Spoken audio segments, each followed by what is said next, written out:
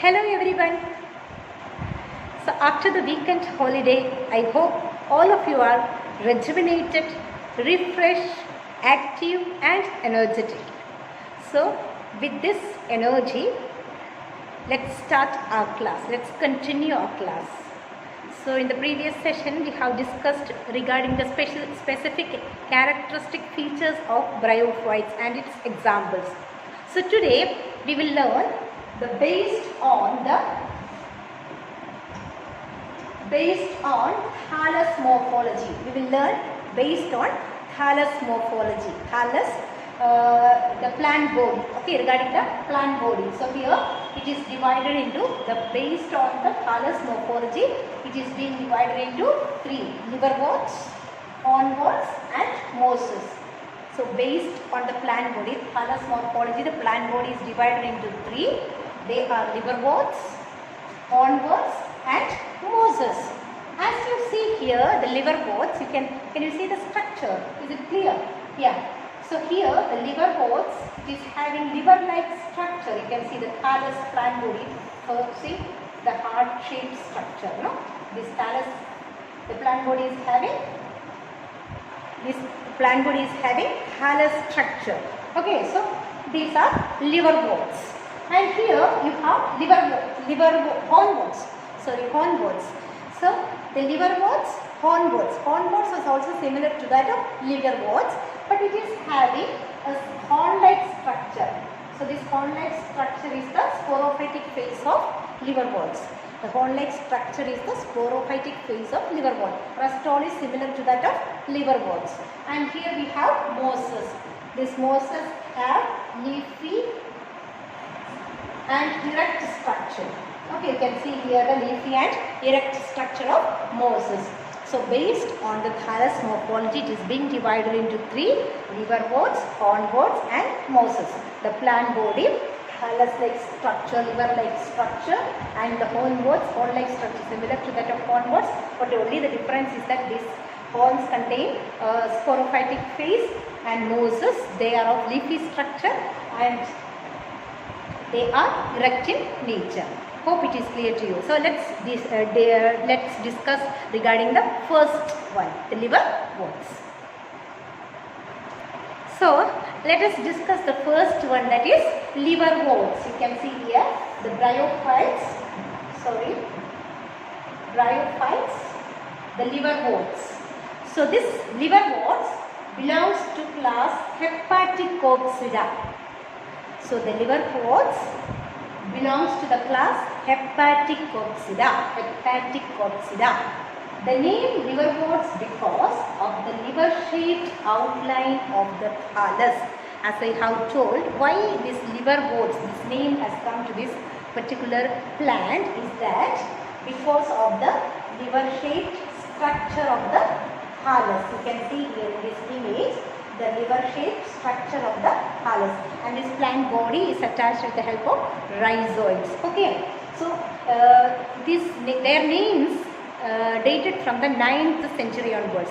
During those time, it was their thinking was that because of the liver-shaped structure, this plant is used for the treating those who are having the diseases of liver. So those timings they were thought in that way. Okay, this because of the liver-shaped structure, this may be useful for the treating liver diseases of liver and all. They thought like that. And wort, what is the meaning of wort? Liverwort, W-O-R-T. Wort means small. So the meaning of wort is small. Liverwort. So liver, the name has come from the 9th century onwards. It is being named in that way, and because of the liver-like outlines, you can see here in this image it is clearly shown. And wort means small plants, and liverwort. So earlier they were thinking that it is good for the treatment of the disease, those who are having the diseases of liver. Those days it was considered as such. Okay.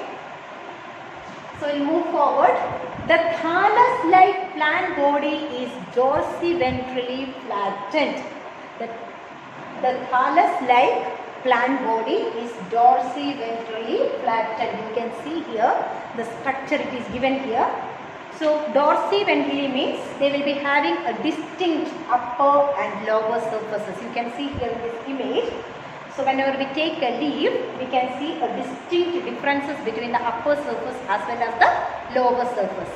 We can see the distinct differences between the upper surface as well as the lower surface. You can see here, this is the upper surface shown here and this is the lower surface of the leaf. Is it clear? And so as I have told you, the thallus-like plant body is dorsiventrally flattened. You can see some of the images how the thallus-like plant body is growing. You can see here, see how it is attached and how it is being growing. The liverworts. These are the liverworts. So you can see here how it has been grown into, how it is being attached to the substratum. So this image clearly shows how the liverworts are growing. So some members have tiny leaf-like structures in 2 rows on the stem-like structure. So here you can see here the 2 rows of tiny leaf. You can see here in this image.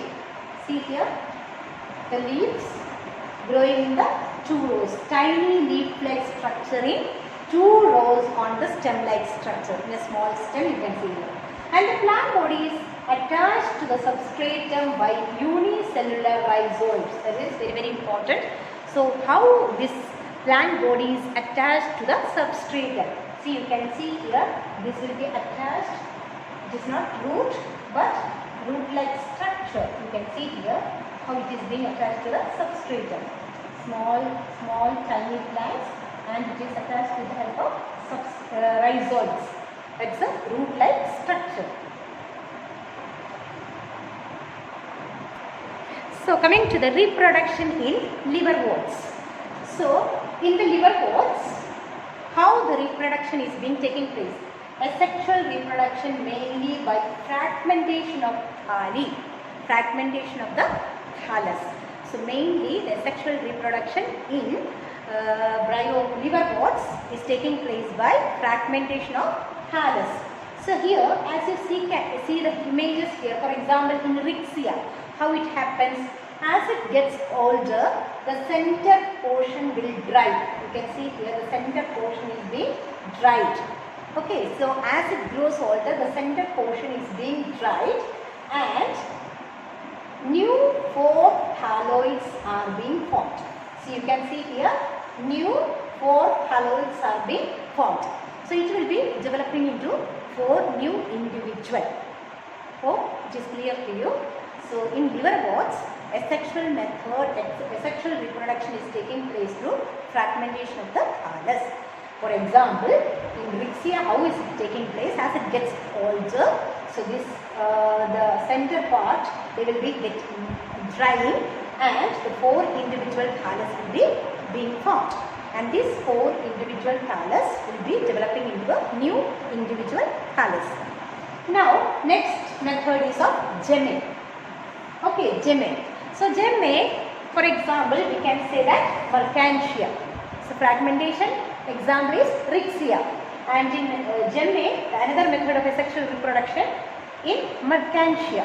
So, in Mercantia, how the asexual reproduction takes place? It is by gemme. So, here you can see a tiny cup-like structure. They are called as gemmae. Okay, it is the plural form, gemmeca. Okay, so tiny cup-like structure you can see here. Could you see here clearly? Yeah, hope it is clear to you all. So this tiny asexual buds called gemmeca, a cup-like structure called gemmeca.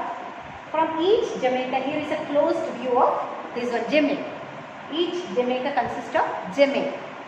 So gemme, you hearing how the closed view of gemme. Is it clear? This hope it is clear to you all. So this gemme is the singular form of gemmeca. Okay, singular form of gemme. So each gemme is a tiny green discoid shaped asexual bud. Okay, each gemme is a tiny green discoid shaped asexual bud. Clear? So here we have discussed only two things, that in liverworts two types of reproduction, asexual reproduction takes place in two ways. One is by fragmentation of thallus and another one is gemme. So we have seen two examples, one in the case of Rixia, the fragmentation of thallus, and another in the case of gemme in Mercantia. So how it is being formed I have explained. So when the Rixia gets older, the center parts gets dried off and the four individual thallus is being formed. Thus the sexual reproduction takes place in Rixia. And here in the case of Mercantia, a small cup, you can see here a cup-like structure, tiny asexual but tiny cup-like structure formed here. You can see they are called as gemmae. So each gemmae consists of gemma. So gemma means it's a singular form of gemmae. So each gemmae will be had, each gemmae is a tiny green discoid shaped asexual bud. So whenever I see a gemmae, the first thing that which comes into my mind is of a bird's nest. You can see here the bird's nest with egg. So with some egg in it. Okay. So how an egg hatches into its bird, how the egg hatches into its bird, it is in the same way this gemmae, each gemmae will be germinate into a new thallus. Okay, so in the same way each gemmae will be germinating into a new thallus. Also remember that gemmae will get first detached from the parent body before germinating. So they will be detached from the parent body before it germinates. Okay.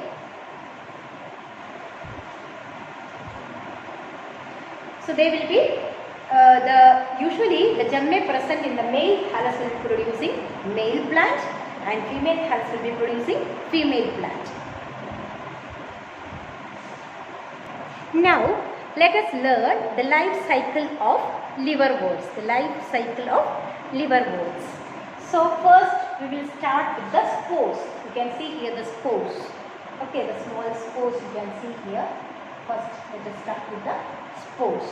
So these spores will be germinating into the male gametophyte and the female gametophyte. You can see here.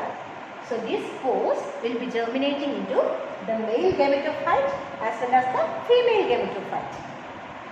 Up to here, hope it is clear to you. So let's move forward. So this male gametophyte and the female gametophyte will be containing umbrella-like structure. You can see here the archegoniophore. So these female gametes will be containing archegoniophore. So umbrella-like structure, and they will be having underneath the umbrella-like structure they will be having archegonium. The female gametophyte will be having archegonium, and this male gametophyte they will be having anthridiophore, that is a disc-like structure, and they contains anthridiophore. Many anthridia are present here. Okay, so they contain anthridiophore and many anthridia are present here, and they will be releasing, this anthridia will be releasing sperm. So they will be releasing sperm. So the archegonium consists of egg. The female archegonium consists of egg. So these sperms will swim through the water and reach to the egg nucleus of the archegonium. So this sperm will be swim through the water and reaches the archegonium of the egg nucleus, and here this fusion of the egg nucleus and the sperms takes place and zygote is being formed. So fusion of the egg nucleus and the sperms takes place, and here the zygote is being formed. And this zygote, see here, can you see here the zygote? Yeah. So here then the enlarged archegonium, they will be, after the zygote formation, what happens? The archegonium enlarges. Okay, so they will be turning into spore mother cell. So they will be releasing the spores. Okay, and they will be having capsules. You can see here the capsule. Is it clear? Or the spore bearing structure, they will be bearing spore bearing structure. And the sporangium or the spore bearing body of sporophyte will be dividing into this capsule. Okay, this sporangium, the spore bearing producing body will be developing into a capsule. Hope it is clear to you. Once again, let me tell you that first the life cycle of liverworts, first starting with the spores. I hope there is no confusion, starting with the spores. So the spores will be germinating into the female thallus, female gametophyte as well as the male gametophyte. So the female gametophyte consists of archegoniophore like umbrella headed structure, and they will be underneath the umbrella headed structure they will be having archegonium, and this archegonium consists of egg. Up to here it is clear. And next the male gametophyte consists of anthridiophore, that is of disc shaped structure. You can see here the disc shaped structure, and they consist of anthridiophore. Many anthridiophores are present. They will be releasing many anthridia. So anthridia will be releasing the sperms. These sperms, they swim through the water and reaches the archegonium of the egg cell, and this egg cell, egg nucleus as well as sperm nucleus fuses together, and what is being formed? A zygote is being formed. Is it clear up to here? So the archegonium enlarges and forms the sporophyte. Here the archegonium enlarges and forms the sporophyte or spore bearing structures, we can say. The sporangium or the spore bearing producing body develops into a capsule. This sporangium or the spore bearing body will be developing into a capsule, and thus the life cycle continues. So here now the archegoniophore consists of capsules. So the archegoniophore consists of capsules. That means capsules will be having elongated cells called as elaters. Okay, elongated cells or elaters. These capsules, you can see here the capsules. These capsules consist of elaters. You can see here the elaters. These elaters are sensitive when there is moisture. Okay, so when the capsule becomes mature and when they are dry, the dry elaters will be having a twisting action. You can see here a twisting action and help in the dehiscence process. You can see here help in the dehiscence process. What is the meaning of dehiscence? That means the spontaneous opening of the capsules. That is the meaning of dehiscence. When it is moisturized, then they are very sensitive. Okay, when it becomes dry only, this capsule will be having a twisting action. Okay, and then the dehiscence will take place. Dehiscence in the sense the spontaneous opening of the capsules. And thereby what happens? The dispersal of the spores takes place. Here in this pic you can see the mature capsule which has undergone the dehiscence stage. You can see here the mature capsules undergoing the dehiscence stage. So the released spores will germinate either into the male thallus or into the female thallus. So in the beginning of the class, as I have told you, based on the thallus, based on the plant body, they are divided into three: liverworts, hornworts and mosses.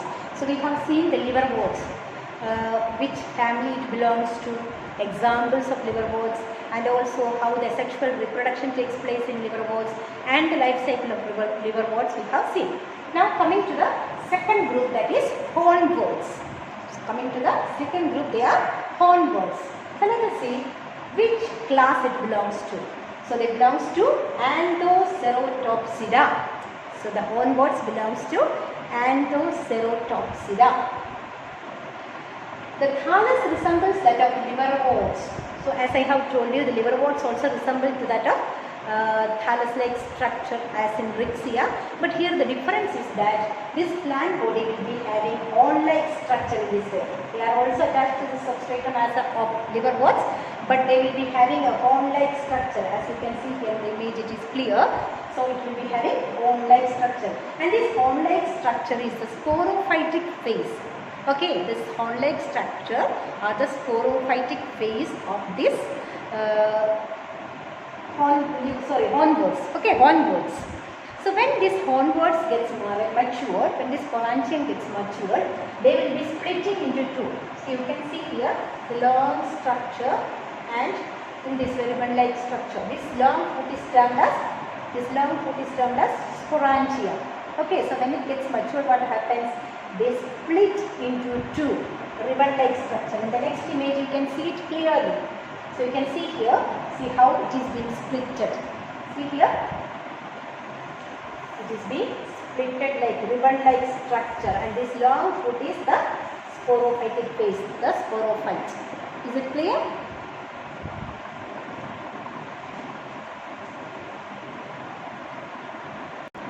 So there are mucilage-filled cavities in the thallus. So there are mucilage-filled cavities in the thallus of hornworts, and cyanobacteria are present inside these cavities. Are present inside the cavities, and what does they help? They supply nitrogen through the nitrogen fixation.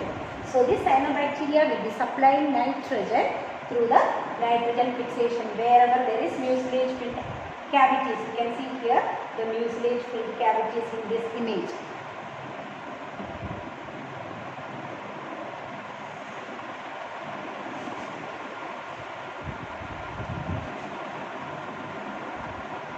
Now let's see the life cycle in hornworts. So we have seen the life cycle in liverworts. Now let's see the life cycle in hornworts. So we will see first the germination of the spores. You can see here the germination of the spores. Okay, then here from the spores they germinate into protonema. Called the thallus called the protonema. This protonema will be growing into the adult thallus. And in the same, it is said that in the same plants of the hornworts, they contains antheridium as well as archegonium. So antheridium will be releasing sperm and archegonium will be consisting of egg. So during the reproduction, during the fertilization, the sperm swim through the water and reaches the archegonium, reaches the egg cell, and the fusion of the nucleus of the egg cells as well as the fusion of the sperms takes place, and the zygote is being developed, and then it is developed into a sporophyte with a long meristem and the capsule. Okay, and this sporophyte, when it gets matured, it split longitudinally. You can see here it split longitudinally into two ribbon-like half, and they will be releasing the spores, and again it is being formed into adult protonema and into the adult new thallus. Hope it is clear to you. Once again I will explain the life cycle of hornworts. It is very simple.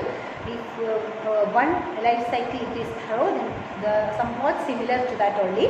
So let's see once again, starting with the spores here. The spores will be germinating into protonema, adult protonema.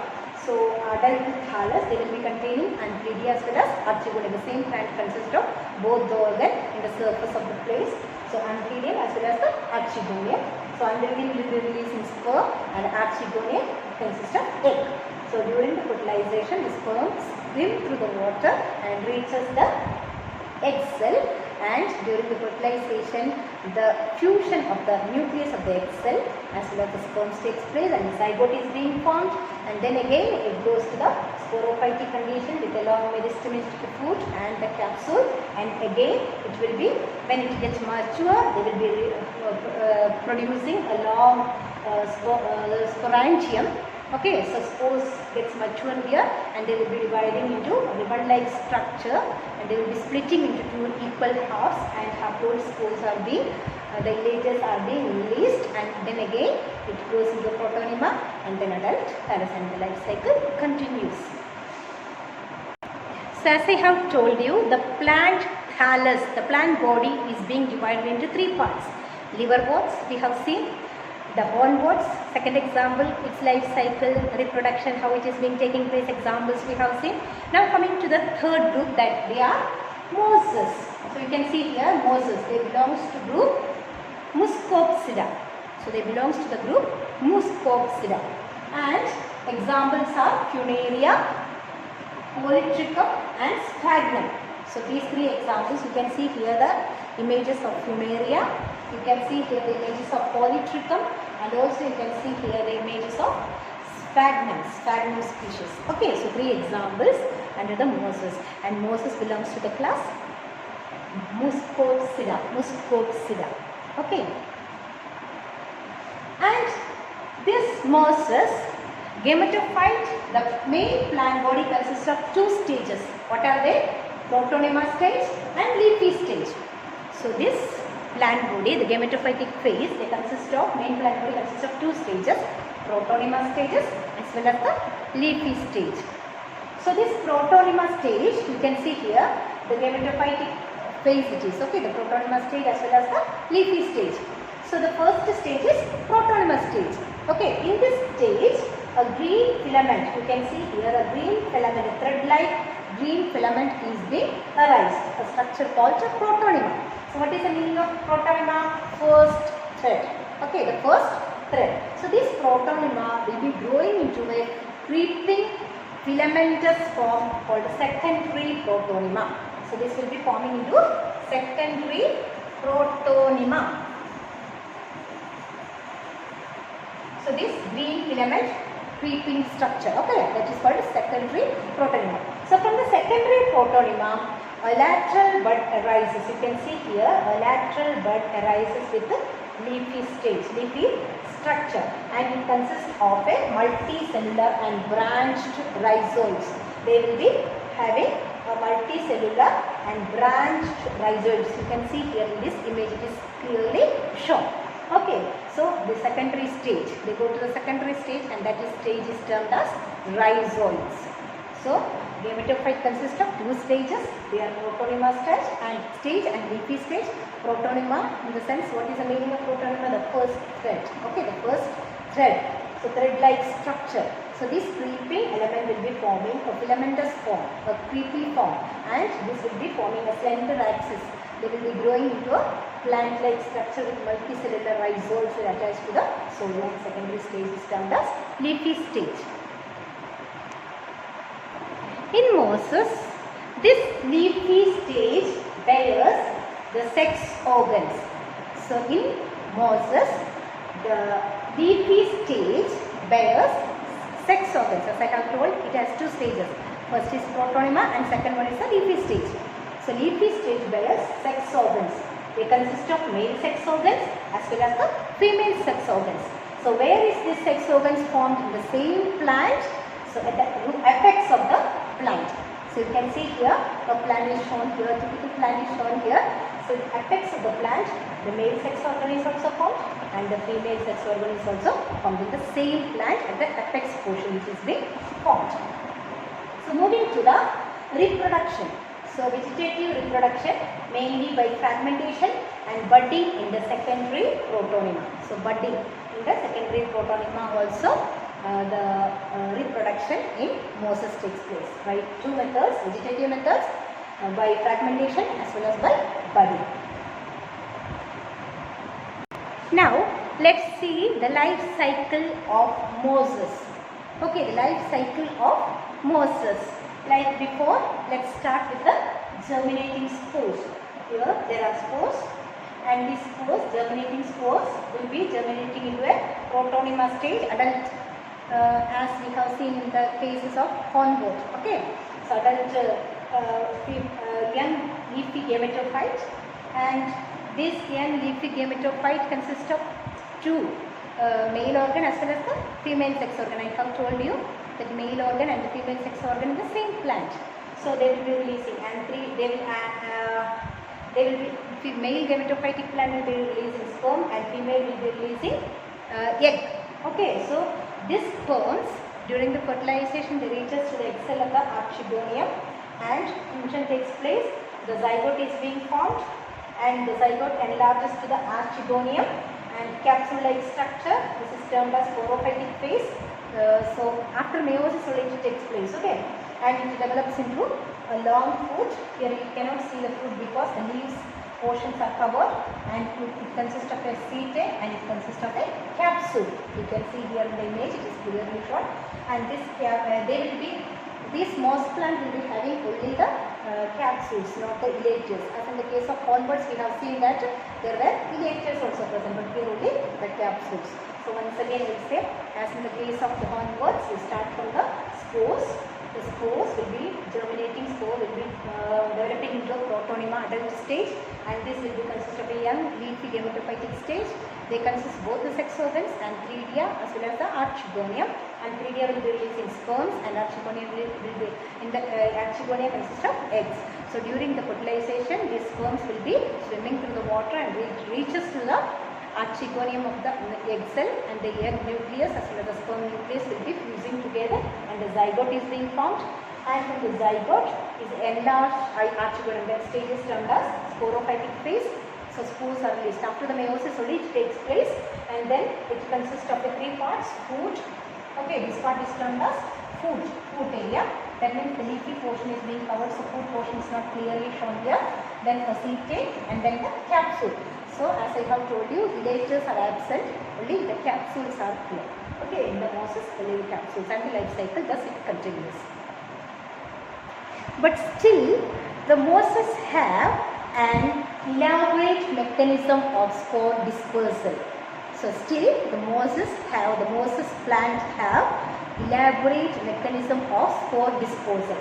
So when the capsule becomes mature and dry, you can see here, so it is being covered by calyptra, that is the covering of the capsule. So it is termed as calyptra. So the calyptra is actually the remaining of the archegonium. So the calyptra will be shed off, and you can see here the operculum. So the operculum, okay, that is also being shed from the capsule, and you can see a ring of teeth, that is of peristome. Okay, that is of peristome. So this peristome will be playing an important role in the spore discharge. So this peristome will be playing an important role in spore discharge. Okay, so you can see here, I will show you in the image how the peristome is bent outwards and the spores are being falling from the capsule, and these spores will be carried away by the winds, and thus the dispersal and the growing of the plants takes place. So once again I will explain here. So the calyptra drops off. So here the mosses plants are having an elaborate mechanism of spore dispersal. How? So that when the capsules become mature and dry, what happens? The covering portion is termed as calyptra. So it is being shed off, and you can see here operculum, that is also being shed off, and a ring of teeth is being formed, that is peristome, you can see here. So this peristome will be playing an important role in the spore discharge. So you can see here in this image also it is shown here how it is being bending outwards. See here.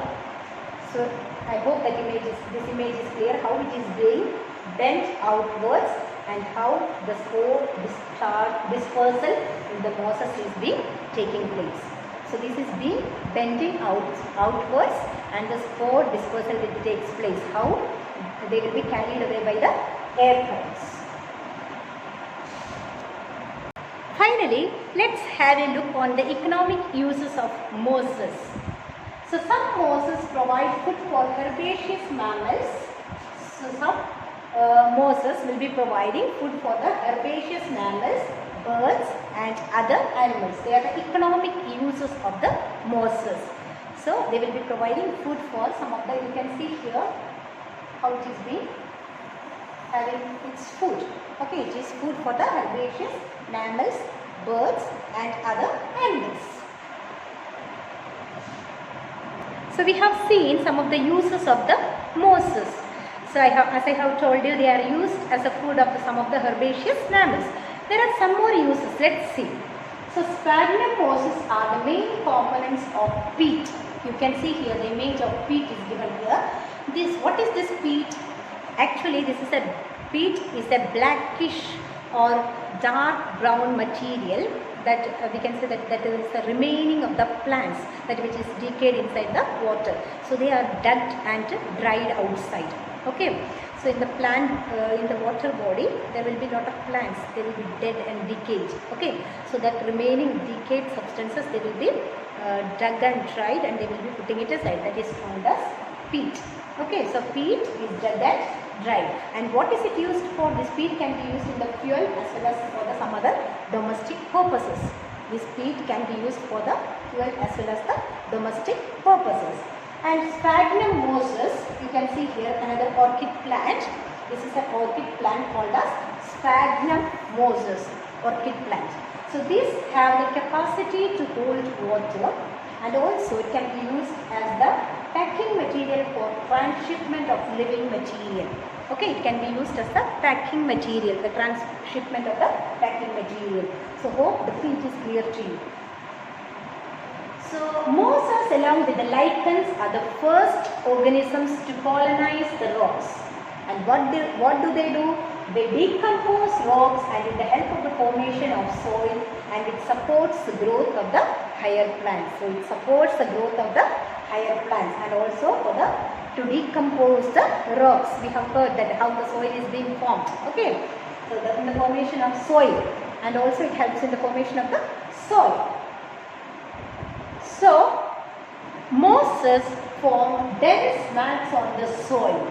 So they will be forming a dense mats, as you can see here in the image. They will be forming dense mats on the soil, and they reduce the impact of falling rain and prevent soil erosion. So the mosses plays an important role in the soil erosion too. So just let us I think this much only about the bryophytes. This is the last point that which we are coming across. So as I have told you, the bryophytes are being divided into 3 parts. What are they? Liverworts, hornworts and mosses. So we have seen each one in detail. Okay, we have seen about liverworts, which class it belongs to, its characteristic features, and also we have seen about come across hornworts, its special features, examples of hornworts, the sexual reproduction in hornworts, and also the life cycle in hornworts. And at last we have seen the special features of mosses, the vegetative, the sexual reproduction in the mosses, the life cycle of mosses. So everything we have come across. I think almost our portions are over of bryophytes. We have learnt about bryophytes, and in our next class we will learn about pteridophytes. Okay, in the next class we will learn about pteridophytes. I hope this bryophyte is very clear to you. So it's similar, almost similar. If we learn about the liverworts, it's almost similar, only with certain small differences, isn't it? So let me stop here. Thank you. May God bless you all.